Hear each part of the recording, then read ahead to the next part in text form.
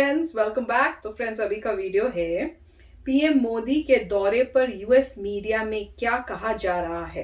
तो चलो देखते हैं ये वीडियो।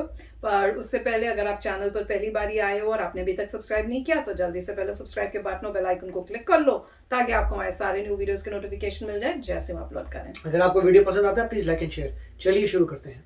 अमेरिका दौरे पर गए प्रधानमंत्री नरेंद्र मोदी ने राष्ट्रपति जो बाइडेन और उपराष्ट्रपति कमला हैरिस के साथ मुलाकात की।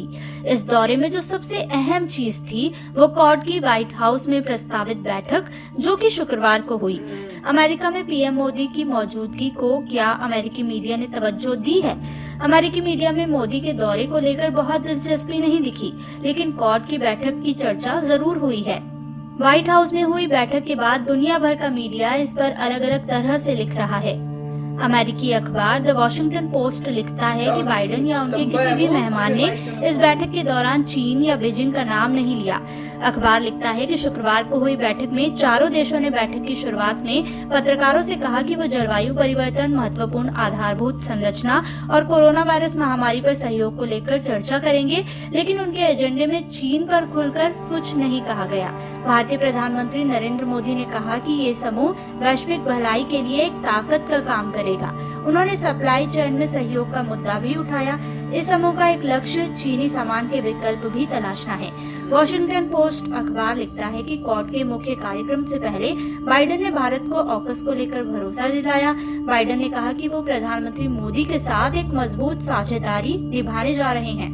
वहीं एक अन्य अमेरिकी अखबार वॉल स्ट्रीट जर्नल ने लिखा कि क्वाड्रिलेटरल सिक्योरिटी डायलॉग के नाम से 2000 के मध्य में आयोजित हुआ कार्यक्रम आज एक समूह बन गया है। कुछ सुरक्षा विशेषज्ञ कहते हैं कि ताज़ा बदलाव दिखाते हैं कि कैसे तुरंत एकजुटता दिखाने की आवश्यकता है। अखबार से वैश्विक मामलों की जानकार पाउला डोब्रियंस्की कहती हैं कि मैं इसे शीत युद्ध को रोकने वाला नहीं देखती हूँ, बल्कि इसे एक संघर्ष की शुरुआत के तौर पर देखती हूँ। वहीं जापान के अखबार जापान टाइम्स ने प्रधानमंत्री नरेंद्र मोदी और जापान के प्रधानमंत्री योशिहिदे सुगा की मुलाकात पर भारत और जापान ने चीन के समुद्री इलाके की स्थिति बदलने का किया विरोध नामक शीर्षक अपने अखबार में लगाया है।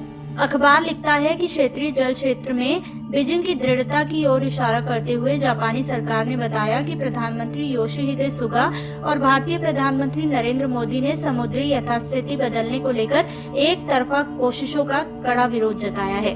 जापानी विदेश मंत्रालय ने प्रेस रिलीज जारी करके बताया कि क्वाड सदस्यों के साथ नियम आधारित अंतर्राष्ट्रीय कानून बनाने को लेकर दोनों देश साथ काम करने पर सहमत हैं। ये घोषणा दिखाती है कि दोनों नेता बीजिंग के कारण पैदा होने वाले खतरों को लेकर अच्छी तरह साथ हैं। इसके साथ ही सुगा ने मोदी से कहा कि उन्होंने हाल ही में जापान के एक्सक्लूसिव इकोनॉमिक जोन में उत्तर कोरिया के बैलिस्टिक मिसाइल परीक्षण का विरोध किया है। साथ ही उन्होंने भारत से उत्तर कोरिया के जापानी नागरिकों के अपहरण के मामले में समाधान निकालने में सहयोग की अपील की। अमेरिकी टीवी न्यूज चैनल CNN एक वरिष्ठ अधिकारी के हवाले से लिखता है कि क्वाड एक अनौपचारिक सभा है, न कि एक सैन्य गठबंधन।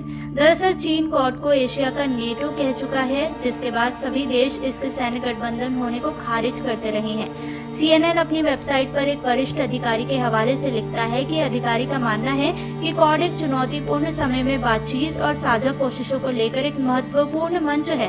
वहीं लॉस एंजलिस टाइम्स ने पीएम मोदी और उपराष्ट्रपति कमला हैरिस की बैठक को अपनी वेबसाइट पर जगह देते हुए शीर्षक लगाया है कि कमला हैरिस ने ऐतिहासिक बैठक में भारत के पीएम मोदी पर मानवाधिकार को लेकर दबाव डाला। अखबार लिखता है कि भारत से संबंध रखने वाली कमला हैरिस ने बंद दरवाजों के पीछे बैठक से पहले मोदी से कहा कि पूरी दुनिया में लोकतंत्रों पर खतरा मंडरा रहा है। ये जरूरी है कि हम अपने देशों में लोकतांत्रिक मूल्यों और संस्थाओं की रक्षा करें। मैं अपने व्यक्तिगत अनुभव से जानती हूँ कि क्या काम किए जाने की जरूरत है। हमें सोचना चाहिए कि हम क्या चाहते हैं और हमारे लोकतांत्रिक मूल्यों और संस्थाओं के लिए क्या नजरिया रखते हैं। अखबार लिखता है कि ट्रम्प प्रशासन जिस तरह से मोदी के प्रति रवैया रखता था, ये उसमें बदलाव है, क्योंकि पीएम मोदी के कार्यकाल में उनके देश में धार्मिक ध्रुवीकरण बढ़ा है, जिसमें धार्मिक अल्पसंख्यकों को निशाना बनाकर अधिक कानून लाए गए हैं। भारत में सबसे बड़ा अल्पसंख्यक समुदाय मुस्लिम जनसंख्या है और गैर हिंदुओं को हमले का सामना करना पड़ा है। पता नहीं कौन है इनका रिपोर्टर, क्लोज डोर में बैठा हुआ था। तो फ्रेंड्स, मैं तो यही कहूंगी जिन लोगों ने गलत लिखा है वो रिपोर्टर्स जो होंगे ना, वो पता है कहाँ के होंगे आपको, वो कहाँ के ओरिजिन के होंगे। नहीं, अगर कोई भी कहता है कि क्लोज डोर्स में ये बोला गया था तो उसे बोलेगा भाई क्लोज डोर थे तो तुझे क्या पता। तो वो तो पता ही, किसी को भी नहीं पता चल सकता। क्लोज किए क्यों थे डोर? कुछ भी इसीलिए क्लोज किए थे कि किसी भी बाहर के इंसान को पता ना चल सके कि अंदर क्या बोला गया। तुम्हें कैसे पता लगा जब क्लोज डोर था? कोई ऑफिशियल स्टेटमेंट आई है क्या कि क्लोज डोर में जी ये हमने डिस्कस किया? नहीं। तो मेरे ख्याल से वो तो किसी को पता नहीं चल सकता।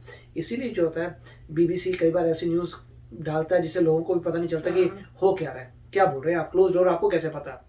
आपने कोई माइक्रोफोन लगाए थे तो आपको आपके ऊपर केस करे क्लोज डोर पे आप घुस गए अंदर, तो ये पॉइंट है। मगर वो जो और न्यूज़पेपर्स की बात करें वो ठीक है, जो भी कह रहे हैं मोस्टली वो यही कह रहे थे कि चाइना को डायरेक्टली नहीं बोलना चाहते कि ये कोई मतलब है उनके खिलाफ कोई ऑर्गेनाइजेशन आ रही है। सिर्फ ये बता रहे हैं कि कोरोना वायरस, क्लाइमेट कंट्रोल, और अभी सिर्फ मतलब ऐसा हो रहा है कि ये कोरोना वायरस की वैक्सीन इंडो पैसिफिक में दे सके। इसमें कोई मिलिटरीली कुछ नहीं है, क्योंकि कोई भी कंट्री जो है ऑफिशियली चाइना से ऐसे नहीं कह रही कि वे तुम्हारे अगेंस्ट से बना रहे। वो अंदर की बात है, क्या एजेंडा है वो किसी को नहीं पता। लोगों का स्पेकुलेशन है कि अंदर की बात ये है कि चाइना को काउंटर करने के लिए ये बनाया ऑर्गेनाइजेशन, ये अंदर की बात है। बट ऑफिशियली स्टेटमेंट हमेशा यही है कि नहीं, हमें को लेना देना नहीं है, हम इंडो पैसिफिक में 4 कंट्रीज बेटर करने चाहते हैं और कंट्रीब्यूट करना चाहते हैं।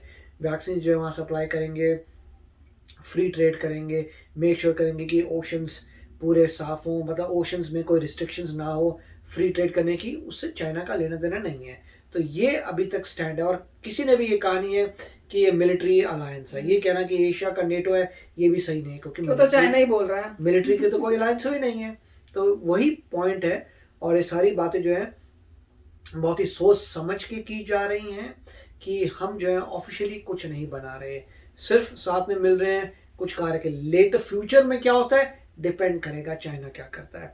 अगर चाइना फिर कंटिन्यू करता है अपनी एक्टिविटीज़, फिर कोशिश करता है कि साउथ चाइना सी प्रॉब्लम्स क्रिएट करे, जैसे वो कह रहे हैं कि फिशरमैन को पकड़ा था और चाइना वो के भी तो कह रहे थे कि जापानीज के कई जापानीज का वो तो नॉर्थ कोरिया ने करा था। वो नॉर्थ कोरिया की बात कर, नॉर्थ कोरिया ने जापानीज को ले लिया। मगर अगर चाइना वही ऑपरेशन करता रहता है कि हमारे सीज हैं तुम्हारे नहीं है, ये भी मेरे एरिया है, दूसरों की बोटों को निकालता रहता है, तो अपना कब्जा करने की कोशिश करता है, तो मेरे ख्याल से फिर क्वाड वाले बोलेंगे देखो आपने कोई ऑप्शन छोड़ा नहीं है, अब हमें मिलिट्री टुगेदर करनी पड़ेगी तुम्हें काउंटर करने के लिए, क्योंकि तुमने कोई ऑप्शन छोड़ा नहीं। तुम्हें पहले भी हमने संगठन बनाया, आराम से बात की, वो तुम्हारे लिए इनफ सिग्नल नहीं था। तो फिर देखेंगे फ्यूचर में क्या होता है। बिल्कुल देखते हैं अब क्या होता है। पर मतलब इनडायरेक्टली चाइना को एक वार्निंग तो दिख ही रही है कि ग्रुप बना हुआ है, मीटिंग हो रही है और बहुत ही मतलब सॉलिड इंटेंस मीटिंग सब गए हैं, स्पेशली कोरोना टाइम के अंदर भी खास स्टॉक्स के लिए। तो चाइना को समझ आना चाहिए भैया। और अंदर की बात तो अब अंदर वाले ही जानते हैं कि क्या हुआ है, किसी और को नहीं पता होगा। पर डेफिनेटली ये मीटिंग जो है ये बियॉन्ड जो ये कह रहे हैं उसके होगी, क्योंकि उसके लिए खास जो स्पेशल ऐसे मीटिंग हो और सारे बिग कंट्रीज के जो मेन लीडर्स हैं वो आके कलेक्ट हो और उसमें बात करें, वो तो होगा नहीं। कुछ और भी ऊपर से वो ज्यादा होना चाहिए, मेरा सोचना है, मेरा ख्याल ये है।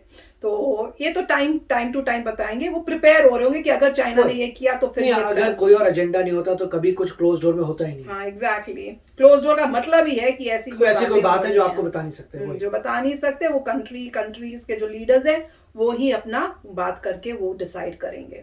तो चलो फ्रेंड्स चलते हैं, मिलेंगे नेक्स्ट वीडियो में बहुत ही जल्द। Till then take care and bye bye. तो अगर आप मेरे इस चैनल पे नए हो तो जल्दी से सब्सक्राइब के बटन को हिट करो और बेल आइकन को क्लिक करो, ताकि आपको मेरा जब नया वीडियो मैं लगाऊं आपको उसके बारे में जल्दी से पता चल जाए।